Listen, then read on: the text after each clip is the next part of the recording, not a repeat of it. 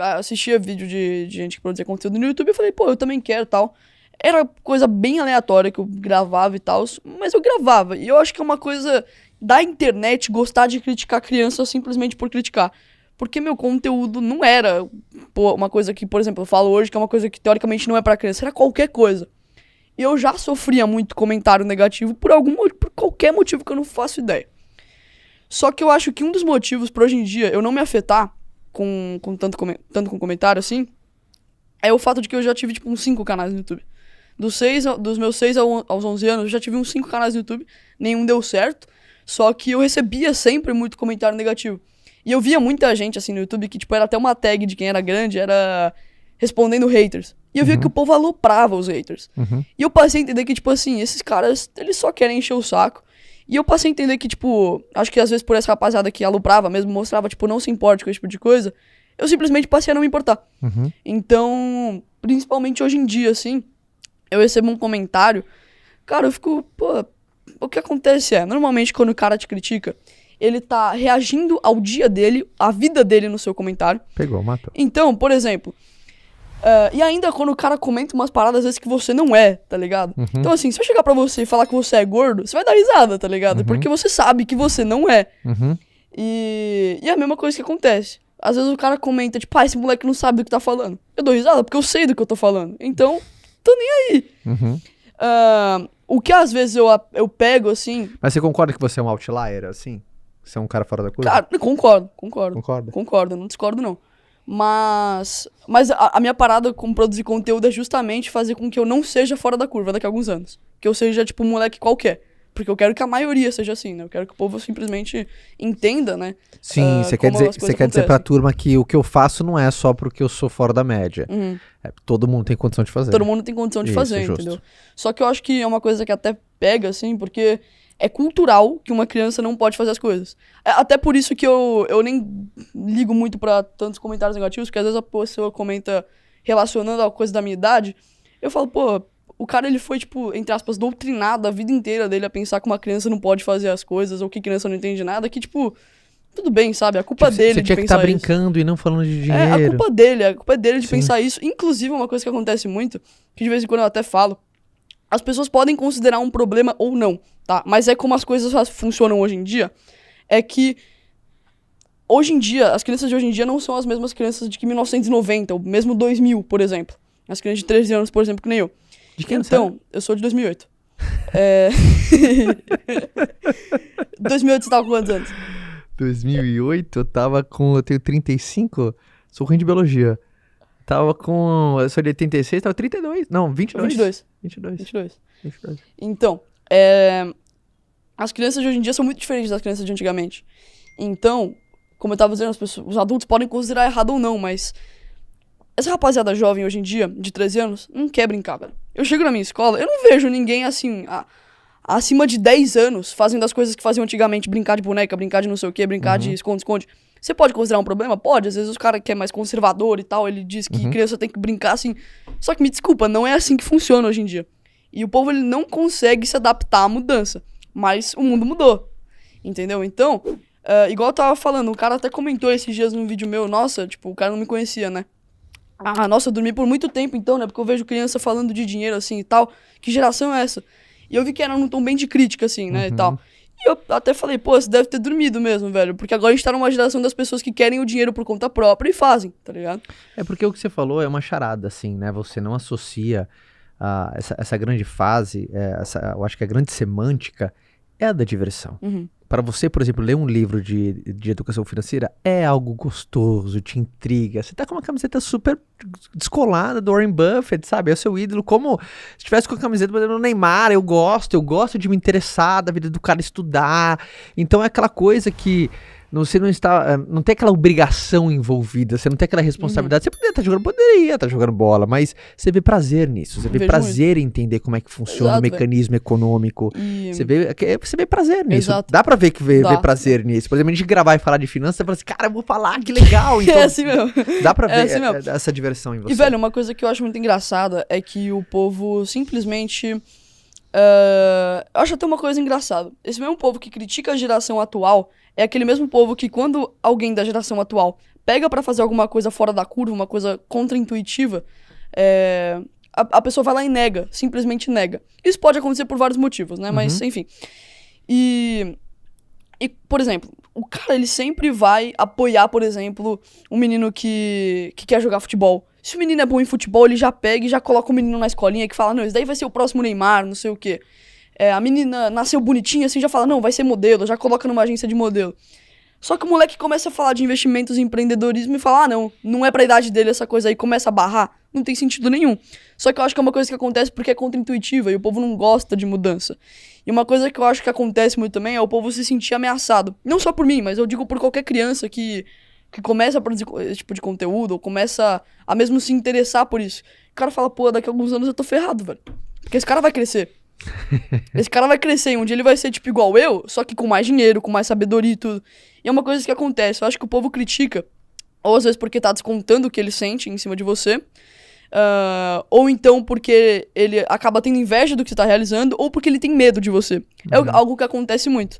Porque as pessoas que são bem-sucedidas, as pessoas que sabem como o jogo funciona, elas não criticam e elas não julgam. No máximo, elas ensinam, né? Mas elas não criticam e elas não julgam. As pessoas que são medíocres e que são fúteis, essas sim criticam, essas sim querem te jogar pra baixo. Porque ela só consegue se sentir superior quando alguém tá abaixo dela.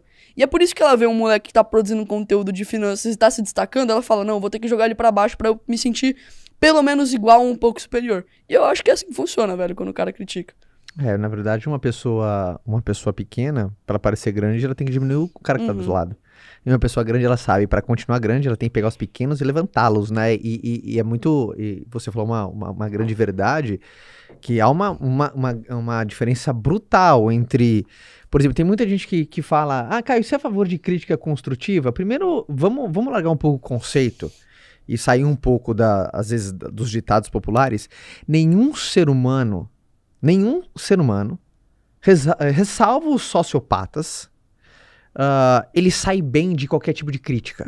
Tem as pessoas que se adaptam melhor, tem aquela casca de crocodilo, e tem as pessoas que são mais sensíveis, mas ninguém, por exemplo, você chega com um nível de 100% de entusiasmo, você recebe uma crítica construtiva, quem tem casca vai pra 99, quem tem uma casca boa vai pra 97, ou seja, fica alto ainda, quem não tem, desce.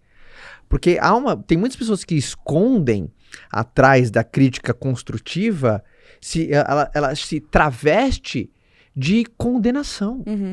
As pessoas condenam às vezes outra pessoa e falam assim, aceita, é uma crítica construtiva. Não é crítica nada, cara, é uma condenação. Então tem que tomar muito cuidado com a condenação alheia, onde você aponta o dedo condenando alguém e falar assim, cresce com isso, uma crítica construtiva. Eu acho que um princípio é corrigir sem ofender e orientar sem humilhar. Isso. Se você aprende a corrigir sem ofender e orientar sem humilhar, vira um ensinamento, vira uma educação.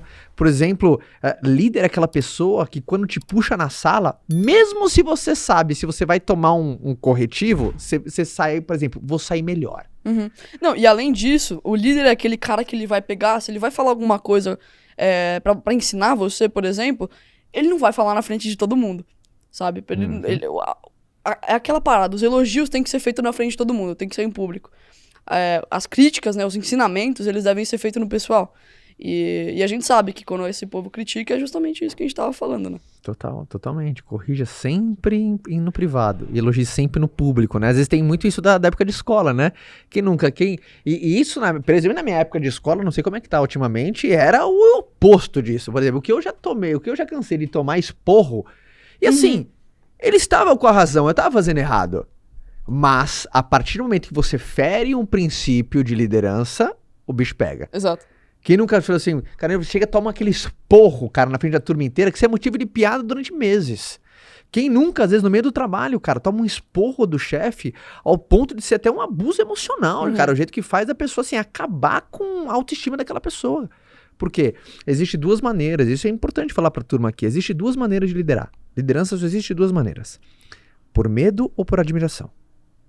Por exemplo, um ditador, ele lidera pelo medo. Lidera pelo medo. Você tem medo do que o cara pode fazer com você, você segue o comando dele. Sim. Ou por admiração. Você admira tanto aquela pessoa que você quer seguir os passos dela. Você quer seguir os caminhos dela. Porque a palavra admirar significa mirar a distância. Né? A liderança é magnética, cara. Por exemplo, Warren Buffett. Cara, olha esse cara magnético. Você colocou o cara no peito. Então você admira ele. Só que a liderança por admiração, é que nem um fazendeiro, você precisa ter que cultivar, e são pequenos gestos, é uma etapa, é uma construção, é um processo. Por medo é imposição. Exato. Ou você segue, ou você vai pra fora da sala. Ou você faz isso, ou você tá na rua. Ou você faz, eu vou fazer isso Velho, aqui. é até uma parada que a gente tava comentando antes, até pra puxar aqui com o negócio de pai, velho. Um pai que ele começa Muito a ensinar pai lidera por medo, velho. Qual o sentido?